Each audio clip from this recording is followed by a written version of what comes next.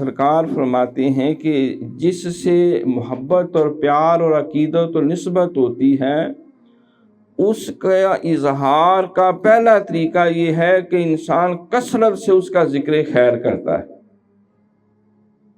اور سننا پسند کرتا ہے. جس کسی دا کوئی عاشق ہوندا ہے صرف تو اسے دی کردا ہے تے 100 مکر بہانے کر کے مرنے ہو دے مرد ہے.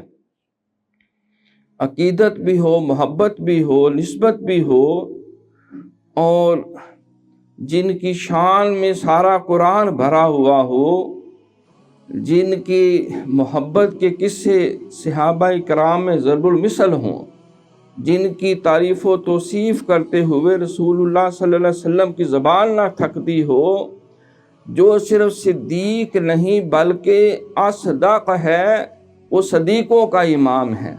وہ جو سابق نہیں بلکہ اسبق ہے، وہ سب میں اول ہے. وہ صرف رحیم نہیں بلکہ ارحم ہے. جس کو زبان رسالت مآب صلی اللہ علیہ وآلہ وسلم نے صدیق اور پھر صدیق اکبر کا لقب دیا، جن کو عتیق کا بھی لقب سرکار نے دیا کہ جس کے لیے اللہ نے جہنم حرام کر دی ہے، جہنم سے دور کر کے جنت جس کے حق میں لکھ دی ہے.